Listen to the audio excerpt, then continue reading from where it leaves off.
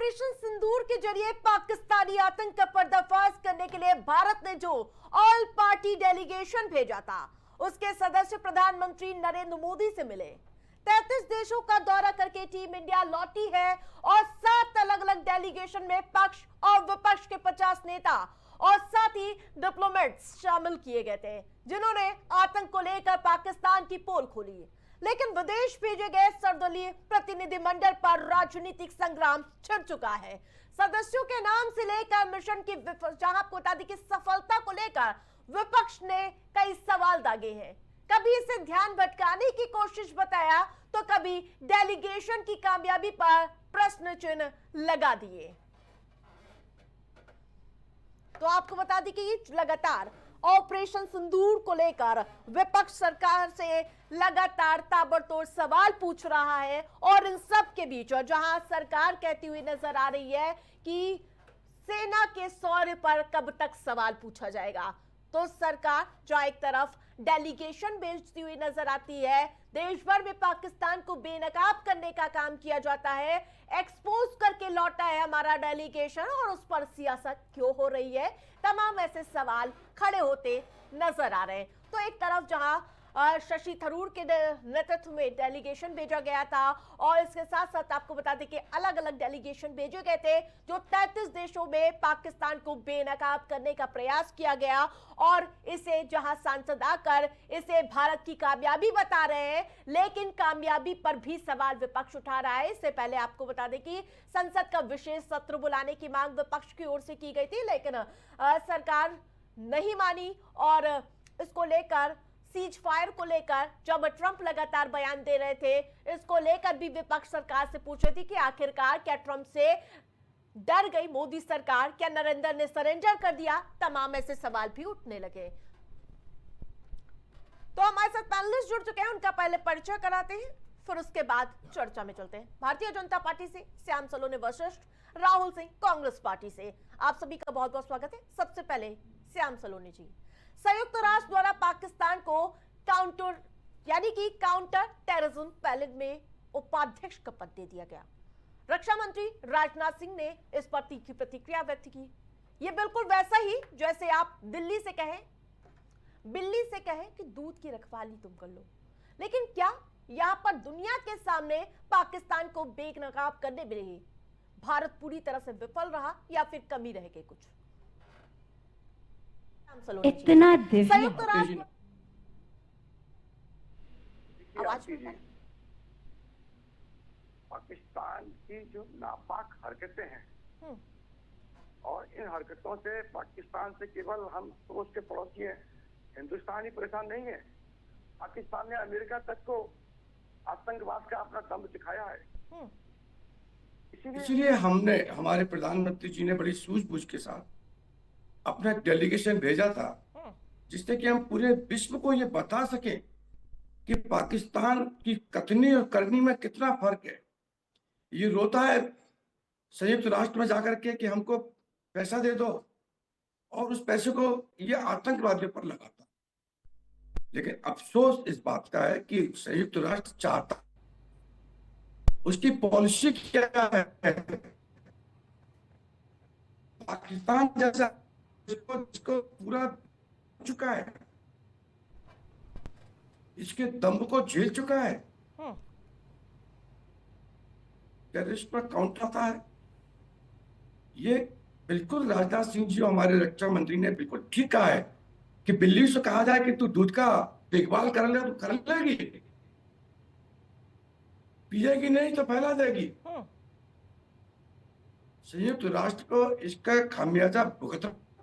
लेकिन जब हमारे 33 सांसद अलग अलग डेलीगेशन पहुंचते हैं, उन्होंने जब आतंक के खिलाफ बेनकाब पाकिस्तान को किया, क्या वहां कुछ कमी रह गई?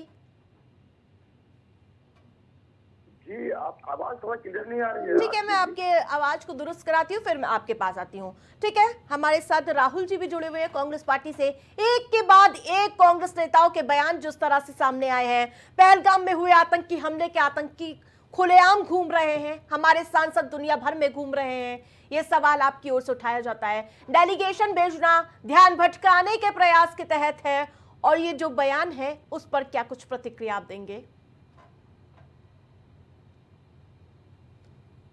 राहुल जी। हाँ जी। हाँ हाँ। देखिए, सबसे पहले हमें सोचना ये होगा कि जब हमारा ऑल पार्टी डेलीगेशन पूरे दुनिया में जाके ये मैसेज दे रहा है पाकिस्तान के खिलाफ कि देखिए पाकिस्तान जो है वो टेररिस्टों को ग्रूम करता है, पालता है, पोसता है और प्रॉक्सी वॉर्स करवाता है अपने पड़ोसी मुल्कों से।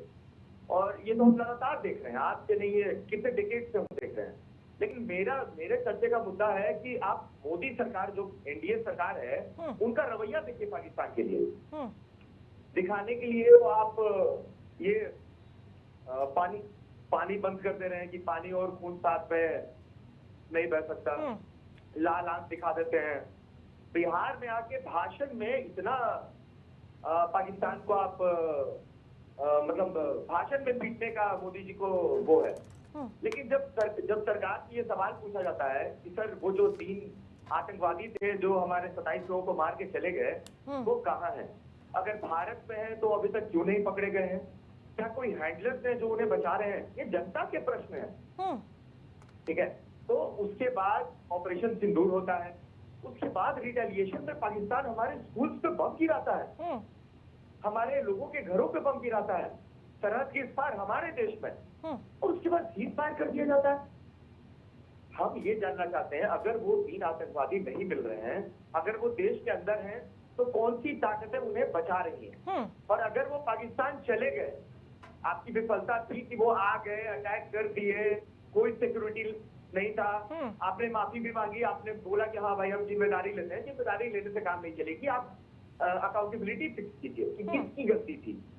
और उसके बाद अगर पाकिस्तान चला गया है तो आप पाकिस्तान से ये डिमांड कीजिए पूरे वर्ल्ड के प्लेटफॉर्म पे कि वो आतंकवादियों को आप हमें लौटाएं, आप खोज के लौटाएं। बिल्कुल, निश्चित तौर पर आपका सवाल आ गया। ठीक है, वो श्याम सलोनी जी, जिस प्रकार से विदेश नीति पूरी तरह से ध्वस्त हो गई तभी आपने डेलीगेशन भेज दिया। जी एक सवाल है।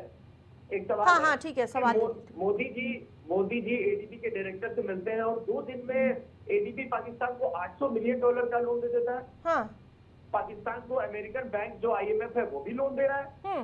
हाँ, तो पाकिस्तान को संयुक्त राष्ट्र में जो आतंकवाद के खिलाफ जो कमेटी बनती है, काउंटर टेररिज्म कमेटी, निश्चित तौर पर यही सवाल मैंने भी खड़े किए। ठीक है श्याम सलोनी जी, मैं ये जानना चाह रहा हूँ। हाँ बिल्कुल, जवाब देने बैठे श्याम सलोनी जी।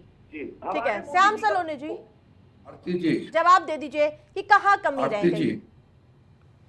विदेश नीति पूरी तरह से ध्वस्त हो चुकी है, तभी आपको डेलीगेशन मजबूरन भेजना पड़ा, सरदली यानी कि टीम इंडिया का।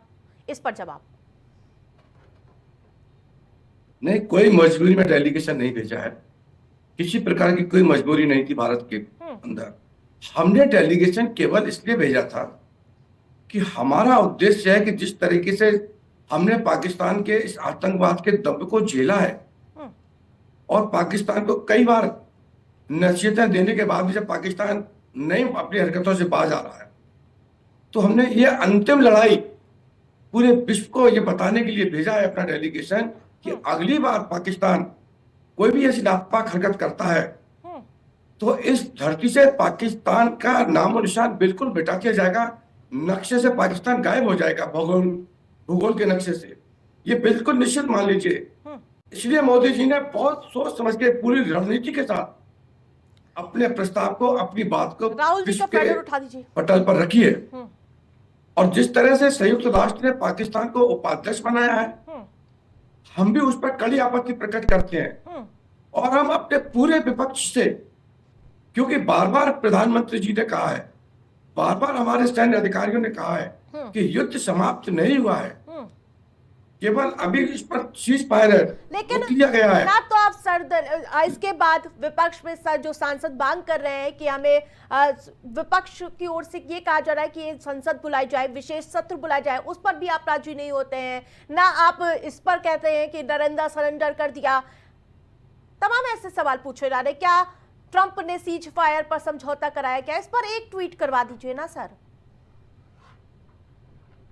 देखिए आरती जी,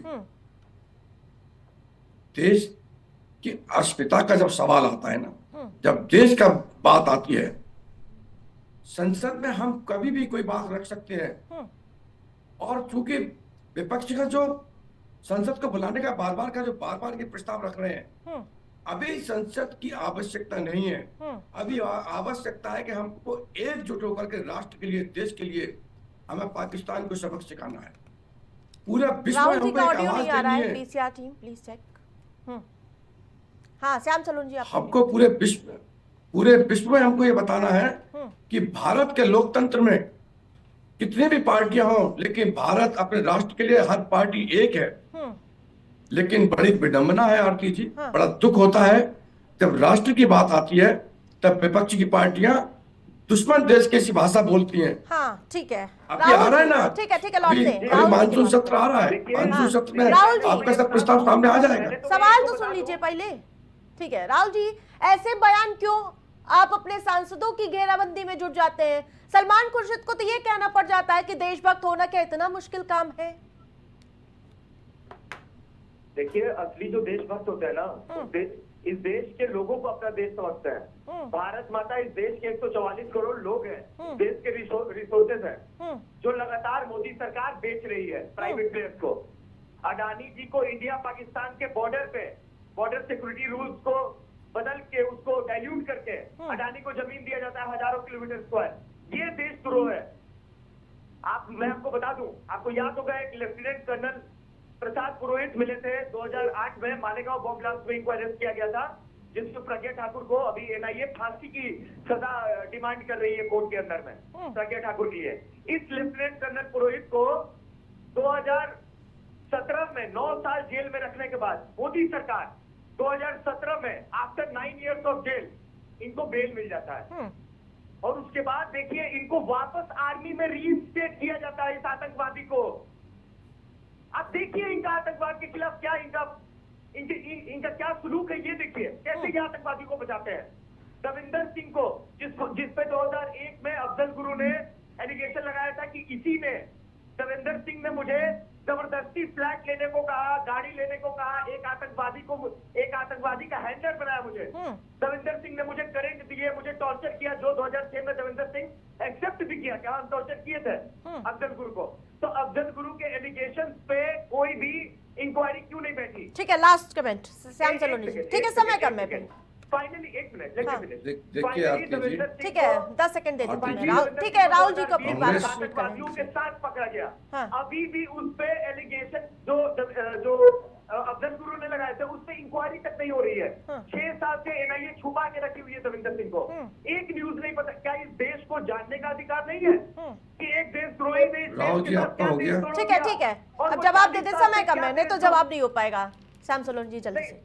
ठीक है, समय कम है राहुल जी, बहुत बड़ी चर्चा कांग्रेस कांग्रेस पार्टी, आरती जी, कांग्रेस पार्टी कभी राष्ट्र के हित की कार्य नहीं करती है। आज भी जब कांग्रेस पार्टी के चुने हुए प्रतिनिधि वहां गए, ठीक है राहुल जी, आपका सवाल आ गया। प्लीज विश्वास नहीं है प्लीज सब सुनने की भी वो रखिए, आप अच्छे श्रोता भी बनिए, लगता है अगर अच्छे तो। कांग्रेस पार्टी को अपने ही डेलीगेशन, अपने ऐसे नहीं भाई, अपनी बात करते रहिएगा तो दर्शक क्या समझेंगे। ट्रंप को जवाब कौन देगा? ठीक है राहुल सिंह जी। इंदिरा गांधी जी की तरह हिम्मत करके इनको हाँ बिल्कुल जवाब दे रहे हैं, सुन लीजिए अब। ठीक है जल्दी से श्याम सलोनी जी। राहुल जी, टीवी पर बैठकर के आप ट्रंप को जवाब नहीं दे पाओगे। मेरी सेना ने बहुत अच्छा जवाब दिया है, पूरे देश विश्व ने उस जवाब को देख लिया है। और बहुत ज्यादा ट्रंप की तारीफ ना कीजिए, आप अपने सांसदों पर विश्वास कीजिए, जो आपके डेलीगेशन में आपके चुने हुए सांसद गए हैं कांग्रेस पार्टी के, आप उनसे अलग से बात कीजिए। आप राहुल गांधी से कहिए कि उनसे बात करें और उनकी बात को समझें। कम से कम थोड़ा तो राष्ट्रभक्ति लाइए अपने अंदर। आज आपको देश के लिए एक होना चाहिए, जनता के बीच में आपको जाना है, तो आप क्या मुंह लेकर के जाओगे? जनता से क्या बोलोगे? आप राष्ट्र विरोधी बातें करते हो। जो पाकिस्तान चाहता है, जो चाइना चाहता है, वो भाषा आप अपने देश में बोल रहे हो। आप प्रधानमंत्री जी के लिए कैसे शब्दों का इस्तेमाल करते हो? आप सेना की वीरता पर, ठीक है भाई, ऐसे नहीं एक एक करके। राहुल जी प्लीज। आतंकवादी देश आपके लिए, हमारे देश के लोगों का जो कत्ल कर रहे हैं वो आतंकवादी कहाँ है, कब पकड़े जाएंगे? ठीक है, जवाब भी तो देने दीजिए। आप कंटिन्यू बोलते रहेंगे तो चर्चा कैसी होगी? जवाब ठीक है। तो मोदी जी नहीं दे रहे ना नहीं, ये मैम। व्यक्ति- उनके प्रवक्ता इस कैसे व्यक्ति देंगे? का हम ऑडियो सबको डाउन खड़े करके करिए। पूछ रहे हैं इनसे कि आप आतंकवादियों को कब तक बचाएंगे? अरे राम शरण जी, 10 आप सेकंड में खत्म, बचाते ये हो, बहुत हमने समय कम आतंकवादियों को है मेरे पास। नेस्तनाबूद किया है। ये भारतीय जनता पार्टी की ताकत है, ये हमारे सैनिकों का शौर्य है। अरे 100 से सैनिकों ज्यादा का शौर्य है, आतंकवादी उसके पीछे नेस्तनाबूद कर आप कैसे दिए, छुप सकते हैं? 9 एयरबेस सैनिकों के नेस्तनाबूद शौर्य कर के दिए, पीछे नरेंद्र आतंकी मोदी ठिकाने नेस्तनाबूद कमरा कर में दिए। कब तक छुपेंगे? कांग्रेस इस ठीक समय है, पे ठीक है, समय हो गया है। ठिकाना नेस्तनाबूद क्या हो तो बताइए। बेशरम की तरह। ठीक है, ये आप मोदी सभी जी की पैनलिस्ट ताकत का है। हमारे साथ जुड़ने के लिए बहुत बहुत धन्यवाद। तो आपको बता दें कि सरकार का ऑपरेशन सिंदूर की जानकारी दुनिया के 33 देशों तक पहुंचाने के लिए सर्वदलीय मंडल को भेजने का फैसला कारगर रहा। ये विदेशी नीति फेल हो गई, तमाम ऐसे सवाल उठने शुरू हो गए हैं और इस पर आगामी दिनों में जमकर सियासत देखने को मिलेगी। मेरे साथ फिलहाल इतना ही, देखते रहे प्राइम टीवी।